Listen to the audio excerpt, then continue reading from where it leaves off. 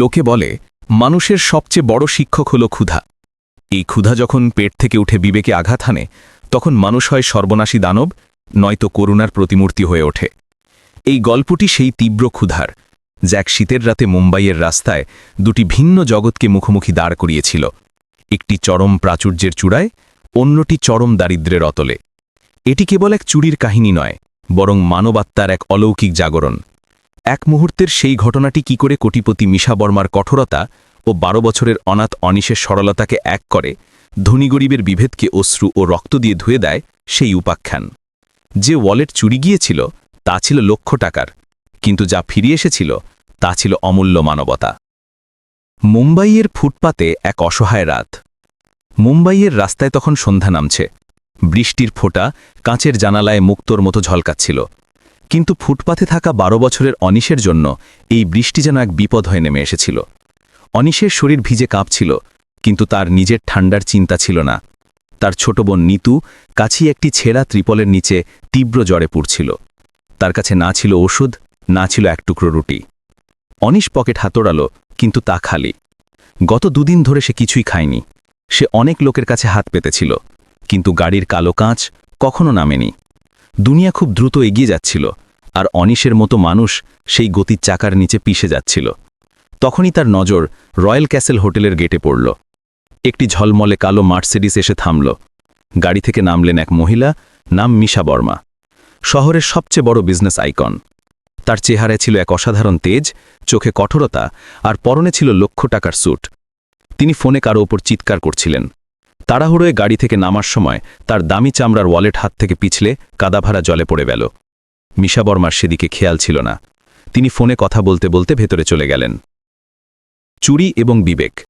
অনিশের হৃৎস্পন্দন থেমে গেল। সেই ওয়ালেটে নিশ্চয়ই এত টাকা আছে যে নিতুর চিকিৎসা হতে পারে, হয়তো তাদের সারা জীবনের ক্ষুধা মিটতে পারে। তার বিবেক তাকে আটকাচ্ছিল, কিন্তু বোনের আর্তনাদ তাকে বাধ্য করল। সে বিদ্যুতের বেগে ছুটল, কাদা থেকে ওয়ালেটটি তুলল এবং পালাতে লাগল। চোর, চোর, ধরো ওকে! হোটেলের সুরক্ষারক্ষীর আওয়াজ গমগম করে উঠল। অনিশ প্রাণপণে দৌড় লাগাল। সে গলিগুলোতে মোড় নিল, কাদায় পিছলে গেল, আবার উঠে ছুটল। কিন্তু ক্ষুধায় দুর্বল শরীর বেশি দূর যেতে পারল না। পুলিশের জিপের সাইরেন শোনা গেল, এবং পরের মুহূর্তেই হাবিলদারের ভারী লাঠি তার পায়ে পড়ল। অনিশ মুখ থুবড়ে পড়ে গেল। তার হাতে সেই ওয়ালেটটি তখনও শক্ত করে ধরা ছিল। ইন্সপেক্টর রানা তার কলার ধরে তাকে উপরে তুললেন। ম্যাডামের বাটুয়া চুরি করিস? আজ তোকে এমন শাস্তি দেব যে তুই জন্ম নেবার জন্য অনুতপ্ত হবি। অনিশ কাঁদল না, এমনকি সে দয়ার ভিক্ষাও চাইল না। তার চোখে ছিল এক অদ্ভুত শূন্যতা, যেন সে তার ভাগ্যের সঙ্গে আপোষ করে নিয়েছে। তাকে জিপে ঠেলে তুলে সোজা থানায় নিয়ে যাওয়া হলো। পুলিশ থানা এবং এক কঠিন মুখোমুখি। খবর মিশা বর্মার কাছেও পৌঁছে গিয়েছিল।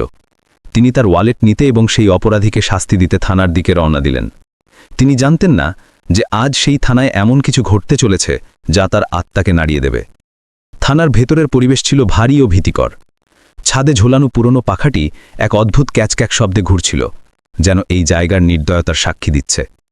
অনিশকে এক কোণে মেঝেতে বসানো হয়েছিল। সে এতটা ছোট ও কুকড়ে গিয়েছিল যেন দুনিয়ার বোঝা তাকে গুটিয়ে রেখেছে। তখনই থানার দরজায় উঁচু হিলের স্যান্ডেলের ঠকঠক আওয়াজ শোনা গেল। সেই আওয়াজ হাতুড়ির মতো নীরবতা ভেঙে দিচ্ছিল। মিশা বর্মা ভেতরে প্রবেশ করলেন। এসির ঠান্ডা বাতাস আর দামি পারফিউমের গন্ধ তার সাথে এলো, যা থানার স্যাঁতস্যাঁতে আর ঘামের দুর্গন্ধ থেকে একেবারে আলাদা ছিল। ইন্সপেক্টর রানা তৎক্ষণাৎ তার চেয়ার থেকে লাফিয়ে উঠে স্যালুট ঠুকল। ম্যাডাম, আসুন, বসুন। আমরা ওই চোরের বাচ্চাটাকে ধরেছি। শুধু আপনি হুকুম দিন, এমন ধোলাই দেব যে জীবনে আর চুরির নাম নেবে না। একটি কাগজের টুকরা। মিশা বর্মা বসতে অস্বীকার করলেন। তিনি ঘৃণাপূর্ণ চোখে কোণে জড়সড় হয়ে থাকা অনিশকে দেখলেন। কাদায় মাখা পোশাক, এলোমেলো চুল আর সেই ভীত চোখগুলো। মিশা বর্মার কাছে সে কোনো শিশু নয়, কেবল সমাজের নোংরামির একটি অংশ ছিল। আমার ওর কান্নাকাটি নিয়ে কোনো মাথা ব্যথা নেই, ইন্সপেক্টর। মিশা বর্মা তার ঘড়ি দেখতে দেখতে রূঢ়ভাবে বললেন। আমার সময় খুবই মূল্যবান। আমার ওয়ালেট কোথায়? ওতে আমার জরুরি ক্রেডিট কার্ড আর কিছু গুরুত্বপূর্ণ কাগজপত্র ছিল। ইন্সপেক্টর রানা টেবিলের ড্রয়ার থেকে সেই চামড়ার ওয়ালেটটি বের করলেন। সেটি তখনও কাদায় সানা ছিল। মিশা বর্মা সেটি দেখে নাক কুঁচকালেন। তিনি সেটি হাত দিতেও রাজি হলেন না। ম্যাডাম, সবকিছু সুরক্ষিত আছে, ইন্সপেক্টর রানা বললেন। ছেলেটা এটি খোলার সুযোগই পায়নি। অনিশ যে এতক্ষণ পর্যন্ত মূর্তির মতো বসেছিল হঠাৎ নড়ে উঠল। তার চোখে প্রথমবারের মতো আতঙ্ক দেখা দিল। সে টাকা হারানোর ভয় নয়, বরং অন্য কোনো কারণে ভয় পাচ্ছিল। সে আস্তে আস্তে বিড়বিড় করল, সাহেব প্লিজ ওটা ফেরত দিন। ইন্সপেক্টর রানা তাকে ধমকে চুপ করিয়ে দিলেন। চুপ থাক, আরেকবার মুখ খুললে চামড়া তুলে নেব। মিশা বর্মা ইন্সপেক্টরের দিকে ইশারা করলেন। রানা, এটি খুলে চেক করুন। আমি দেখতে চাই আমার নগদ টাকার কার্ড ঠিক আছে কিনা।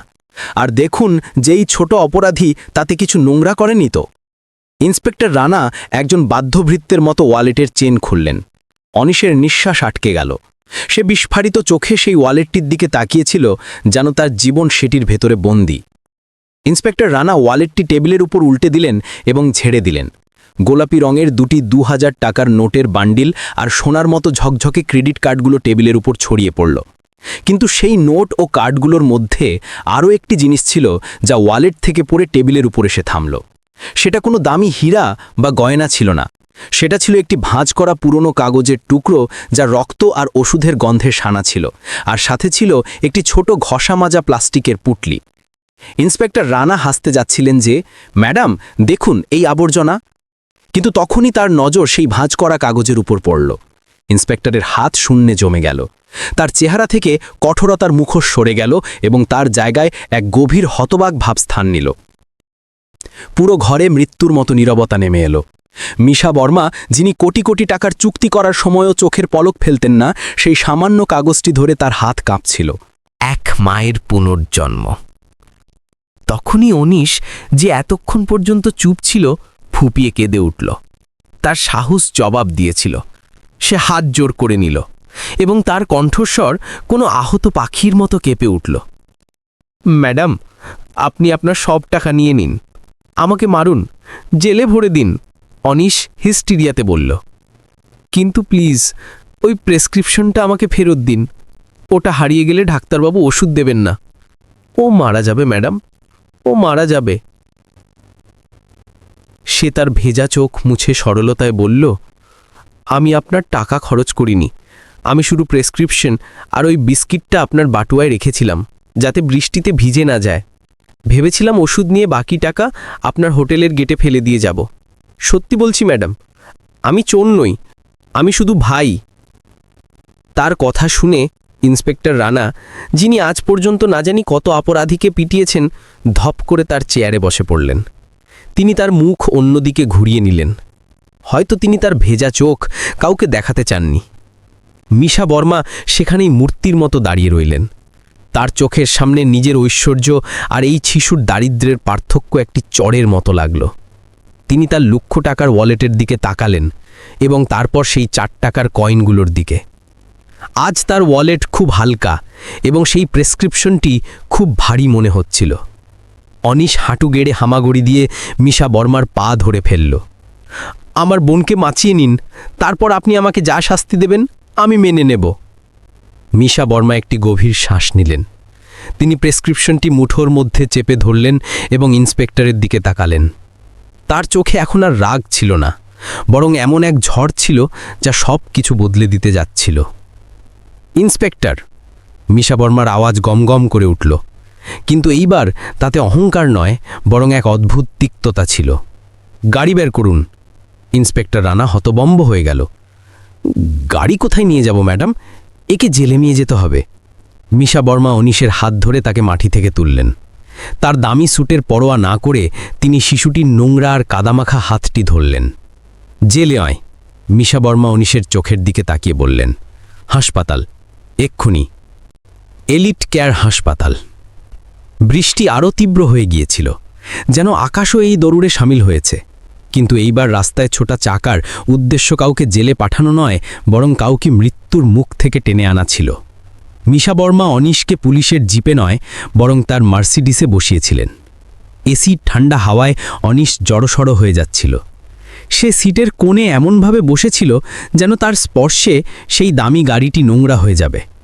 তার চোখ বারবার জানলার বাইরে অন্ধকারে স্থির ছিল, যেখানে তার বোন মৃত্যুতে লড়ছিল।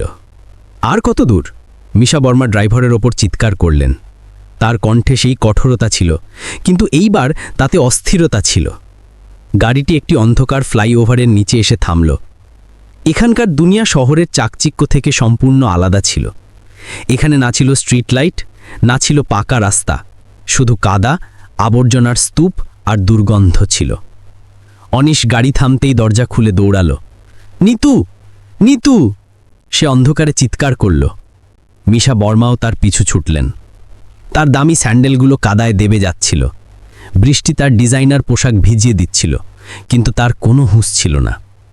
তিনি দেখলেন যে অনিশ একটি ছেঁড়া প্লাস্টিকের ত্রিপলের নিচে হাঁটু গেড়ে বসে আছে। সেখানে ভেজা মাটিতে পুরনো বস্তার ওপর 7 বছরের নিতু বেহুশ শুয়েছিল। তার শরীর আগুনের মতো তেতেছিল। একটি ভবঘুরে কুকুর, যা সম্ভবত ওই বাচ্চাদের একমাত্র সঙ্গী ছিল, তার পাশে বসে বিষণ্ণ চোখে দেখছিল। নিতুর নিঃশ্বাস এতটাই ধীর ছিল যে অনিশকে তার কান তার বুকে রাখতে হচ্ছিল। দিদি, ওঠো না! অনিশের গলা বুঝে এলো। আমি ওষুধ নিয়ে এসেছি, দেখো, বড় ম্যাডাম এসেছেন, ওঠো না! নিতু কোনো উত্তর দিল না। মিশা বর্মা সেখানে পৌঁছলেন এবং এই দৃশ্য দেখে তার বুক ফেটে গেল। তিনি তার জীবনে কোটি কোটি টাকার ক্ষতি দেখেছেন, কিন্তু দারিদ্র্যের এমন ভয়াবহ চেহারা তিনি এত কাছ থেকে কখনো দেখেননি। এটা সেই শহরই ছিল যেখানে তিনি থাকেন, কিন্তু এই জগৎ তার কল্পনার বাইরে ছিল। তিনি এক মুহূর্তও নষ্ট করলেন না। ড্রাইভারের জন্য অপেক্ষা না করে মিশা বর্মা নিজে এগিয়ে গিয়ে সেই নোংরা, অসুস্থ ও ভেজা শিশুটিকে তার কোলে তুলে নিলেন। নিতুর ময়লা মাথা মিশা বর্মার কাঁধে ঠেকে গেল, যাতে তার পুরো কোট কাদামাকা হয়ে গেল। কিন্তু মিশা বর্মার আজ সেই দাগের চিন্তা ছিল না, বরং সেই প্রাণীর চিন্তা ছিল যা তার বাহুতে ছটফট করছিল। গাড়ি বের করো, এলিট কেয়ার হাসপাতাল, এক্ষুনি! মিশা বর্মা অনিশের হাত ধরে ড্রাইভারকে হুকুম দিলেন। ম্যাডাম, সরকারি হাসপাতাল তো ওইদিকে, ড্রাইভার ভয়ে ভয়ে বলল।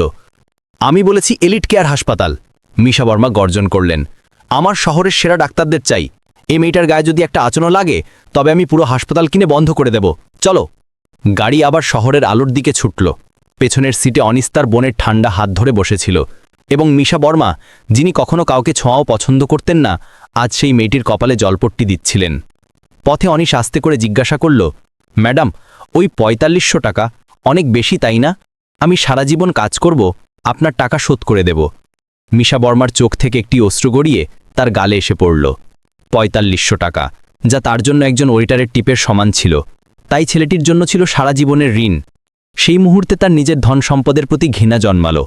টাকা চাই না অনিশ, মিশা বর্মা ভারী গলায় বললেন। শুধু দোয়া করো যেন আমাদের দেরি না হয়ে যায়। রক্তের সম্পর্ক। এলিট কেয়ার হাসপাতালের জরুরি বিভাগে হুলস্থুল পড়ে গেল। শহরের সবচেয়ে ধনী মহিলা মিশা বর্মা কাদামাখা পোশাকে একটি বেহুশ গরিব মেয়েকে কোলে নিয়ে দৌড়ে আসছেন। তার পেছনে ভীত অনিশ আর ঘাবড়ে যাওয়া ডাক্তাররা ছুটছেন। ডাক্তার মেহতা, আমার এক্ষুনি সেরা টিম চাই। মিশা বর্মার আওয়াজ পুরো করিডোরে গমগম করে উঠল। নিতুকে স্ট্রেচারে শোয়ানো হলো। ডাক্তাররা সঙ্গে সঙ্গে তাকে ঘিরে ধরলেন। অক্সিজেন মাস্ক, স্যালাইন এবং মেশিনের বিপ বিপ আওয়াজে পরিবেশ আরও উত্তেজনাপূর্ণ হয়ে উঠল। অনিশ আইসিইউয়ের দরজায় থেমে গেল। সে ভেতরে যাওয়ার সাহস পাচ্ছিল না। সে কাঁচের দরজা দিয়ে তার বোনকে তার হতে দেখছিল। মিশা বর্মা তার কাছে এসে তার কাঁধে হাত রাখলেন। ও ঠিক হয়ে যাবে অনিশ, ভরসা রাখো। কিছুক্ষণ পর একজন নার্স বাইরে এলেন। ম্যাডাম, মেয়েটির অবস্থা খুব নাজুক। নিউমোনিয়া এবং অপুষ্টির কারণে তার অনেক অঙ্গ ক্ষতিগ্রস্ত হয়েছে। আমাদের তাকে ভেন্টিলেটরে রাখতে হবে, এবং আমাদের ও নেগেটিভ রক্তের প্রয়োজন। ব্লাড ব্যাংকে এখন স্টক শেষ। অনিশের মুখ ফ্যাকাশে হয়ে গেল। আমার রক্ত নিন, আমার রক্ত নিন! সে তার রোগা হাত বাড়িয়ে দিল। ডাক্তার দুঃখের সাথে মাথা নাড়লেন।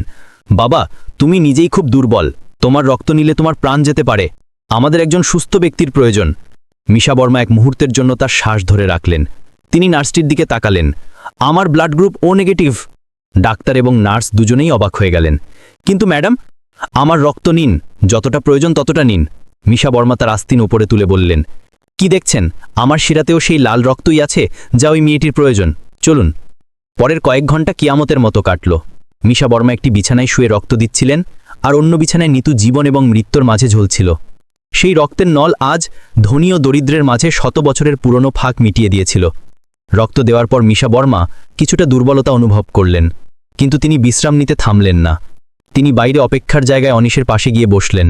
অনিশ তখনও স্তব্ধ হয়ে মেঝেতে তাকিয়েছিল। তোমার মা বাবা কোথায় অনিশ? মিশা বর্মা হরম সুরে জিজ্ঞাসা করলেন। অনিশ ফোলা চোখে তার দিকে তাকাল।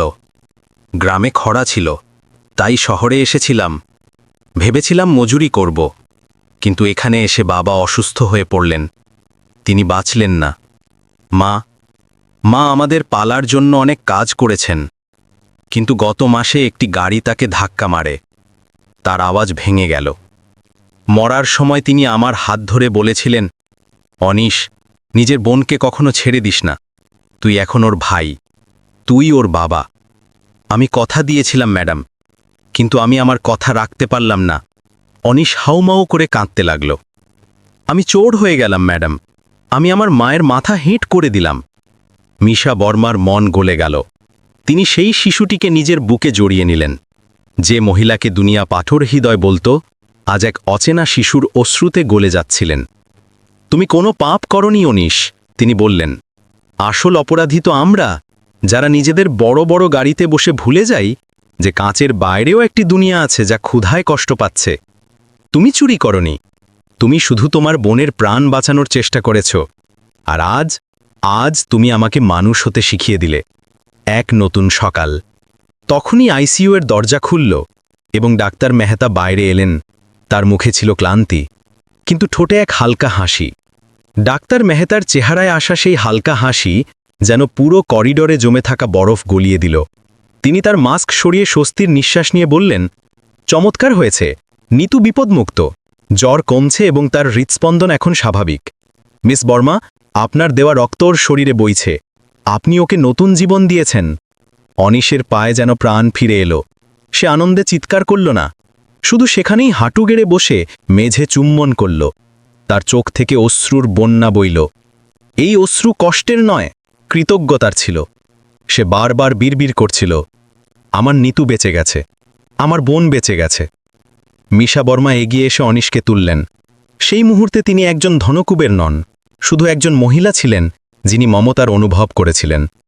চলো আনিশ, তিনি আস্তে করে বললেন, গিয়ে তোমার বোনকে দেখে নাও। তারা দুজন আইসিইউর ভেতরে গেলেন। ভেতরের দৃশ্য বাইরের দুনিয়ার থেকে সম্পূর্ণ আলাদা ছিল। যে মেয়েটি কিছুক্ষণ আগে কাদা আর বৃষ্টিতে প্রাণ হারাচ্ছিল, এখন সাদা ও পরিচ্ছন্ন চাদরের মধ্যে পরীর ফোঁস শুয়েছিল। মেশিনের আওয়াজ এখন আর ভয়ঙ্কর নয়, বরং একটি ঘুম পাড়ানি গানের মতো লাগছিল। অনিশ চুপি চুপি তার কাছে গেল এবং আস্তে করে তার হাত ধরল। নিতু, সে ফিসফিস করে বলল, যেন তার ভয় হচ্ছে যে এই স্বপ্ন ভেঙে যাবে না তো। নিতু ধীরে ধীরে তার চোখ খুলল। দুর্বলতার কারণে সে আবছা দেখছিল, কিন্তু তার ভাইয়ের স্পর্শ চিনতেই তার ঠোঁটে একটি ক্ষীণ হাসি ফুটে উঠল। ভাইয়া, তার আওয়াজ শুকনো পাতার মতো ছিল। আমরা কোথায়? আমরা কি স্বর্গে? অনিশ তার কপালে চুমো খেল। না পুতুল, আমরা হাসপাতালে আছি। আর দেখো, একজন পরী আমাদের বাঁচাতে এসেছেন। সে মিশা বর্মার দিকে ইশারা করল। নিতু তার বড় বড় চোখে মিশা বর্মাকে দেখল। মিশা বর্মা, যিনি তার কঠোরতার জন্য পরিচিত ছিলেন, সেই নিষ্পাপ চোখের সামনে গলে গেলেন। তিনি বিছানার ধারে বসলেন এবং নিতুর চুল আঁচড়াতে লাগলেন। থ্যাংক ইউ দিদি, নিতু আস্তে করে বলল। সেই শব্দ দিদি মিশা বর্মার হৃদয়ে তীরের মতো বিঁধল। কিন্তু এই ব্যথা ছিল মিষ্টি। তার মনে পড়ছিল না যে শেষবার কেউ তাকে এত ভালোবাসা ও আপনত্ব দিয়ে কবে ডেকেছিল। তার দুনিয়ায় লোকেরা তাকে ম্যাম, বস বা মিস বর্মা বলতো, যার পেছনে ভয় বা স্বার্থ লুকিয়ে থাকত। কিন্তু এই মেয়েটির আওয়াজে শুধু সত্য ছিল। তখনই ঘরে একজন নার্স বিলের ফাইল নিয়ে এলেন। অনিশের নজর ফাইলে পড়ল এবং তার চেহারা আবার ম্লান হয়ে গেল। সে বাস্তবের দুনিয়ায় ফিরে এসেছিল। সে জানত যে এই আলিশান হাসপাতালের বিল লাখ লাখ টাকা হবে। সে ধীরে ধীরে মিশা বর্মার কাছে এলো এবং মাথা ঝুঁকিয়ে বলল, ম্যাডাম, আপনি আমার বোনকে বাঁচিয়েছেন, এটাই অনেক বড় দয়া। আমি জানি আমি আপনার টাকা কখনো শোধ করতে পারবো না। আপনি আমাকে পুলিশের হাতে তুলে দিন, আমি জেলে চাক্কি পিষব, মজুরি করব, যা বলবেন তাই করব, শুধু আমার বোনের খেয়াল। মিশা বর্মা তার কথা মাঝপথে কেটে দিলেন। তিনি নার্সের হাত থেকে বিলের ফাইলটি নিলেন এবং না দেখেই ছিঁড়ে ডাস্টবিনে ফেলে দিলেন। কেমন হিসেব বনিস? মিশা বর্মা ভেজা চোখে হাসতে হাসতে বললেন, কোনো ভাই কি তার বোনের চিকিৎসার টাকা চায়, নাকি কোনো মা তার সন্তানদের কাছ থেকে আদায় করে? অনিশ অবাক হয়ে তাকে দেখতে লাগল। তার নিজের কানকে বিশ্বাস হচ্ছিল না। মিশা বর্মা, উনিশ আর নিতু দুজনের হাত নিজের হাতে নিলেন। আজ পর্যন্ত আমি শুধু ধন সম্পদ অর্জন করেছি উনিশ, কিন্তু আজ আমি শান্তি অর্জন করেছি। আমার বাড়িটা অনেক বড়, কিন্তু সেটা খালি। তাতে দামি জিনিস তো অনেক আছে, কিন্তু তাতে প্রাণ নেই। তোমরা দুজন কি সেই খালি প্রাসাদকে তোমাদের ঘর বানাবে? উনিশ আর নিতু একে অপরের দিকে তাকালো। এটা কি সত্যি হতে পারে? তাদের অন্ধকার রাত কি সত্যিই শেষ হয়ে গিয়েছিল? সেই রাতে হাসপাতালের ঘরে যা ঘটল তা কেবল দুই অনাথ শিশুর ভাগ্য বদলানো ছিল না, বরং এক পাথর হয়ে যাওয়া মহিলার মায়ের রূপে পুনর্জন্মও ছিল। উনিশ আর নিতুর কাছে কোনো শব্দ ছিল না, শুধু তাদের চোখে ছিল এক নতুন ভোরের দ্যুতি। তারা কাঁদতে কাঁদতে মিশা বর্মার হাত ধরে ফেলল, এবং সেই স্পর্শ এক নতুন সম্পর্ক তৈরি করে দিল। ঋণের বদলে উপহার। মিশা বর্মা তাদের নিজের বিলাসবহুল বাংলো আনন্দমহলে নিয়ে গেলেন, যে বাড়ির দেওয়ালে বছরের পর বছর ধরে কেবল নীরবতা আর কঠোর ব্যবসায়িক আদেশ শোনা গিয়েছিল, সেখানে এখন নিতুর খিলখিল হাসি আর উনিশের স্কুলের জুতোর আওয়াজ গম গম করতে লাগল। চাকররাও অবাক ছিল যে তাদের মালকিন, যিনি কখনো ভুল হলে আকাশ মাথায় তুলতেন, এখন নিতুর সাথে ড্রয়িং রুমে লুডো খেলতে খেলতে হারলেও হাসেন। সময়চক্র ঘুরল। 3 বছর পর এক সন্ধ্যায় উনি স্কুলের ইউনিফর্মে কাঁধে ব্যাগ নিয়ে মিশা বর্মার কাছে এলো। সে এখন আর সেই ভীত নোংরা ছেলেটি ছিল না, বরং একজন আত্মবিশ্বাসী ও মেধাবী ছাত্র হয়ে উঠেছিল। তার হাতে একটি ছোট উপহারের বাক্স ছিল। এটা কি? মিশা বর্মা তার ফাইল থেকে চোখ সরিয়ে জিজ্ঞাসা করলেন। উনিশ বাক্স খুলল। তাতে সেই পুরনো কাদামাখা দাগ লাগা চামড়ার ওয়ালেটটি ছিল, যে ওয়ালেট চুরি করার অপরাধে সে ধরা পড়েছিল। মিশা বর্মা এটি ফেলে দেননি, বরং পরিষ্কার করে তার তিজুরিতে সবচেয়ে দামি গয়নাগুলোর সাথে রেখেছিলেন। আজ উনিশ সেটি সেখান থেকে বের করে এনেছিল। মা। উনিশ প্রথমবারের মতো তাকে এই নামে ডাকল। মিশা বর্মার হাত থেমে গেল। আজ আমার স্কলারশিপের ফল এসেছে। আমি ক্লাসে প্রথম হয়েছি। আমি যে পুরস্কারের অর্থ পেয়েছি তা থেকে আমি আপনার জন্য কিছু রেখেছি। মিশা বর্মা কাঁপতে থাকা হাতে ওয়ালেট খুলল। তাতে একটি ছোট্ট প্রেসক্রিপশন ছিল, যাতে লেখা ছিল, দুনিয়ার সবচেয়ে ধনী মহিলার জন্য, যিনি আমাদের শিখিয়েছেন যে আসল দৌলত হৃদয়ে থাকে। এবং সাথে ছিল একটি 5 টাকার কয়েন, সেই 4 টাকার ঋণের বদলে, যা উনিশের উপর সেই রাতে ছিল। মিশা বর্মার চোখ থেকে অশ্রু গড়িয়ে পড়ল। তিনি উনিশকে বুকে জড়িয়ে নিলেন। পাগল ছেলে, তোর মনে হয় তুই চুরি করেছিলিস? সত্যিটা হলো উনিশ, সেই রাতে তুই আমার বাটুয়া চুরি করিসনি। তুই আমাকে আমার একাকিত্ব থেকে চুরি করে নিয়ে গিয়েছিলিস। যদি সেই রাতে তুই না আসতি, তাহলে আমার এই বাটুয়াটা তো নোটে ভরা থাকতো, কিন্তু আমার জীবন চিরকাল খালি থেকে যেত। দূরে দাঁড়িয়ে নিতু এই দৃশ্য দেখে হাসছিল। এই গল্প সাক্ষ্য দেয় যে কর্মের চক্র কখনো খালি যায় না। উনিশ তার বোনকে বাঁচাতে পাপের পথ বেছে নিয়েছিল, কিন্তু তার নিয়তের পবিত্রতা সেই পাপকেও পুণ্যে বদলে দিল।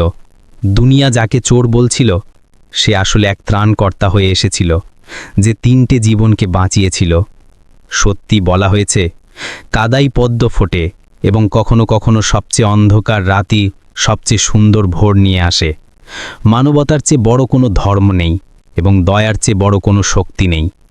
যখন আমরা অন্যের অশ্রু মুছি, তখন ঈশ্বর আমাদের পথের কাঁটাগুলো স্বয়ংক্রিয়ভাবে সরিয়ে দেন। উনিশ, নিতু আর মিশা বর্মার এই গল্প আমাদের শেখায় যে কাউকে তার পরিস্থিতি দিয়ে বিচার করো না। কি জানি, যাকে তুমি পাথর ভেবে লাথি মারছ, বা হয়তোবা সেটাই তোমার জীবনের পরশ পাথর হয়ে উঠবে।